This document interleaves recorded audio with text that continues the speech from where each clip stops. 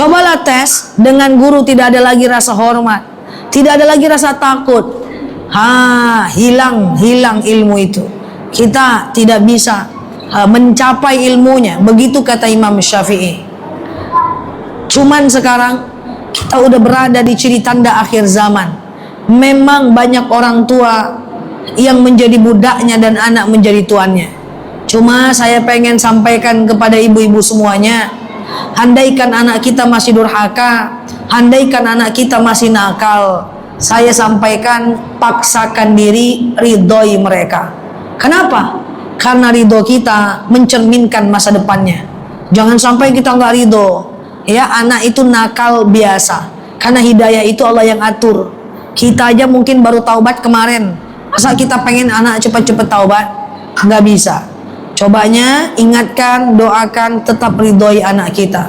Ciri tanda akhir zaman yang pertama adalah ketika orang tua menjadi budaknya dan anak menjadi tuannya. Paham? Yang kedua, ciri tanda akhir zaman yang kedua adalah banyaknya perzinahan di muka bumi. Ada dalil azani wazaniyah fajlidu aydiyahuma mi'ata jaldah. Laki-laki yang berzina, perempuan yang berzina, rajam 100 kali. Dalam agama Islam, zina itu ada dua. Yang pertama, zina muhsan. Yang kedua, zina ghairu muhsan. Apa itu zina muhsan?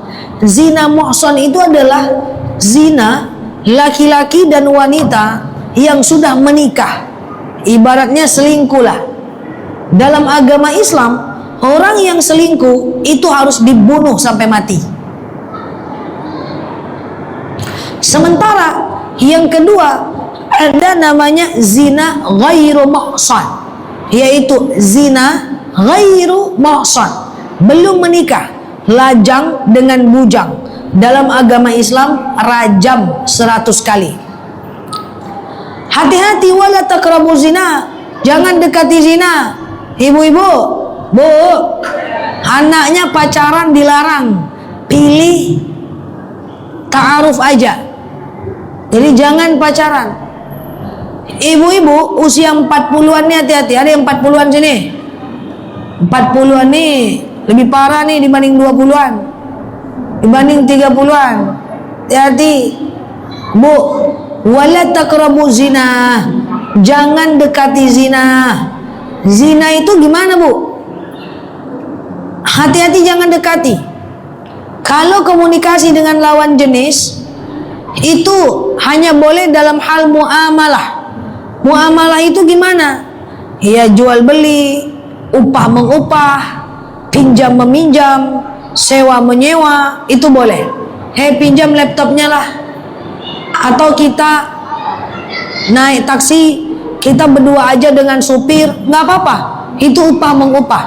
Atau kita naik Gojek, lalu kemudian berdua, yang penting ada tas di depan, nggak apa-apa, itu upah mengupah. Kita beli cabai, lalu di kedai cabai itu cuma kita dengan laki-laki penjualnya, nggak apa-apa, itu upah mengupah. Ya, yang tidak boleh itu adalah jinsiah.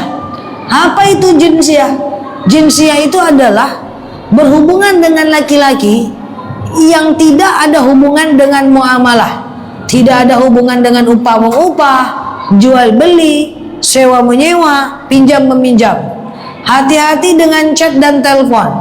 Banyak sekarang orang berkomunikasi dengan laki-laki, lagi apa deh, di mana, udah makan deh, jangan lupa tahajud ya, ingat abang selalu ya, selebeu. Itu mendekati zina. Nggak ada cerita itu. Ibu, kalau ketemu laki-lakinya seperti itu, kalau ketemu laki-lakinya seperti itu, maka kita mesti lakukan, hentikan. Bukan karena ibu bucin-bucin banget, tapi tujuannya adalah supaya menghindarkan suami dari dosa. Lagi apa? Udah di mana? Udah makan belum? Jangan. Ada yang kayak gitu? Enggak lain wajah ibu nampak. Apalagi dalam masa idah. Ada kejadian kemarin di tempat kita, Bu. Suaminya meninggal sekarang. 7 hari udah nelpon saya minta nikah. Udah boleh saya nikah saja.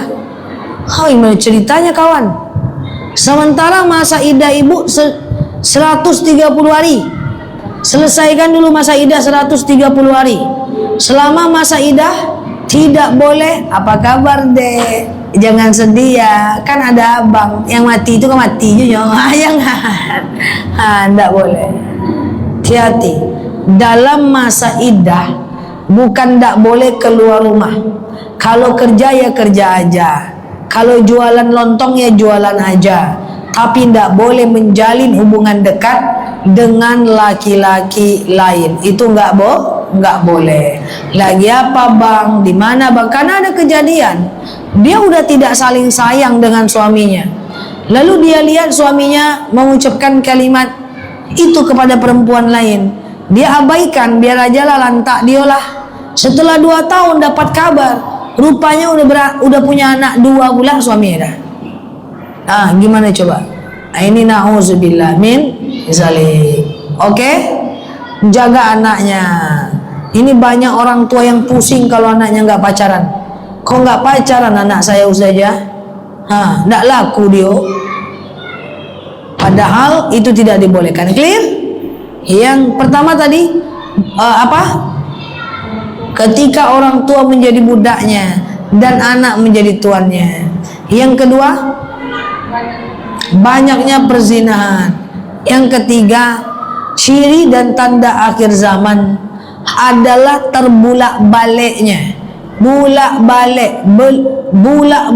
Terbolak-baliknya antara kebenaran dan keburukan. Enggak jelas mana benar mana salah. Ada dalil wa asa an takrahu syai'aw wa huwa khairul lakum.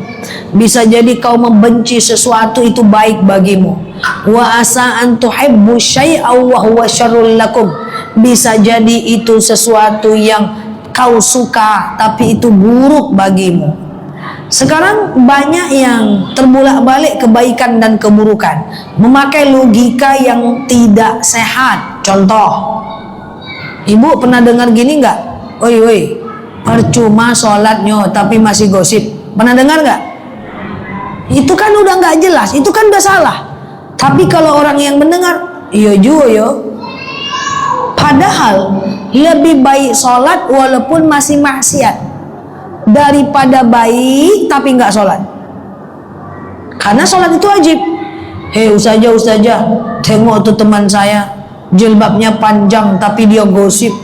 Bagus lagi aku nggak pakai jilbab. Nggak ada gosip aku. Biasanya saya tanya, barusan ibu gosipkan siapa? Oh iya juga ya ustazah.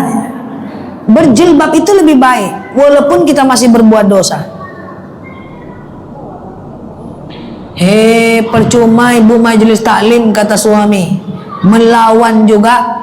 Nggak usah datang majelis taklim nilai kalau ke melawan juga. Sekilas benar tapi salah total. Kalau kita bisa jawab, kita jawab tuh.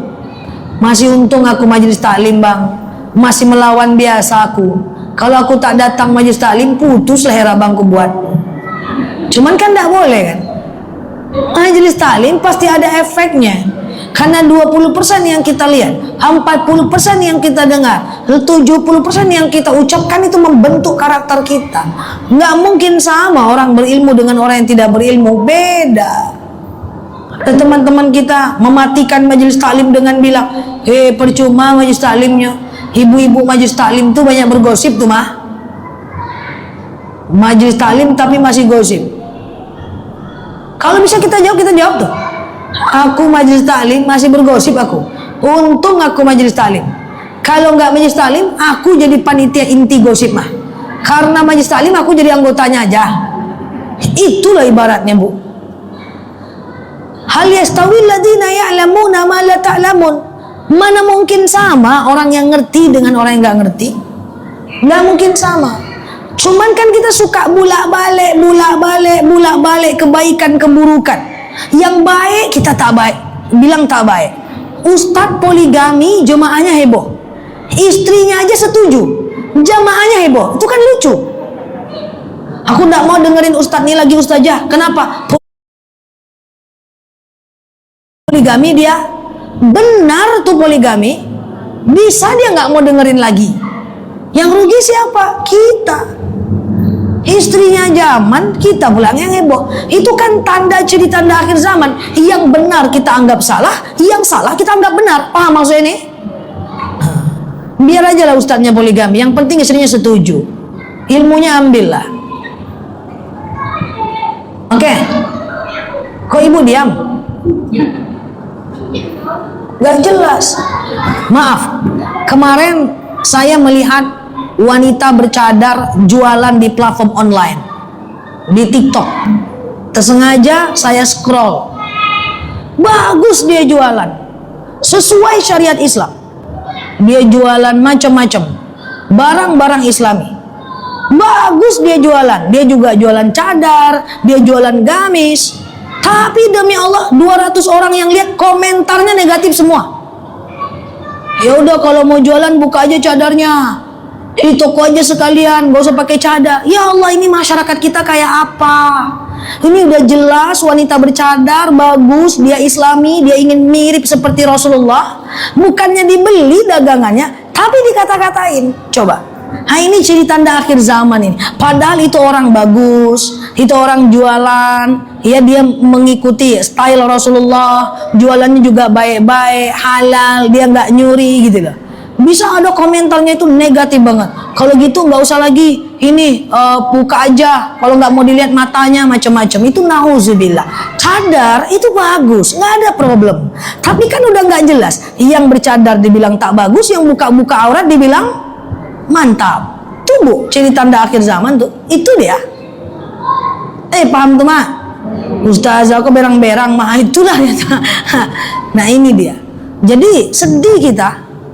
Iya kan? Nah, jadi seperti itulah yang saya maksud ya. Nah, sementara orang yang buka-buka, yang joget-joget, kita santai aja, nggak ada rasa marah kita. Orang yang jelas-jelas bagus, kita bilang nggak bagus. Nah ini kan tanda nih. Joget-joget santai aja kitanya. Ada gitu kan? Hahaha, goyang ada ya. Giliran wanita bercadar atau ustadznya atau ustazahnya melakukan yang baik, seperti itu kan. Nah ini kan ciri sebenarnya. Maka semoga udah dekat kita dengan akhir zaman, semoga kita banyak ibadah lah. Gitu aja lagi bahasa saya bu. Paham ya bu ya? Yang joget-joget nggak pernah kita ini kan. Nah gitu ya. Paham ya ibu-ibu ya? Nah jadi seperti itu. Selanjutnya adalah yang pertama apa tadi? Yang pertama ketika orang tua menjadi budaknya dan anak menjadi tuannya, ciri dan tanda akhir zaman. Yang kedua, terjadinya perzinahan. Yang ketiga, terbolak-baliknya antara kebaikan dan keburukan. Oke, lanjut. Selanjutnya, ibu-ibu yang saya sayangi karena Allah, selanjutnya, ciri dan tanda akhir zaman adalah diangkatnya ilmu pengetahuan. Kurangnya orang cinta dengan ilmu pengetahuan, ilmu agama. Makanya saya selalu mengucapkan selamat buat ibu-ibu semuanya yang ada dalam pengajian ini atau teman-teman online gitu ya, ibu-ibu semua online atau offline yang suka dengan ilmu agama. Ya tidak semua orang suka diceramahi, betul? Tidak semua orang suka dengan dalil-dalil. Tidak semua orang suka dengan ceramah-ceramah. Tidak semua orang suka dengan ilmu pengetahuan. Tapi kalau kita menjadi bagian orang yang suka dengan ilmu agama, Masya Allah, ini nikmat yang tidak bisa dirasakan banyak orang.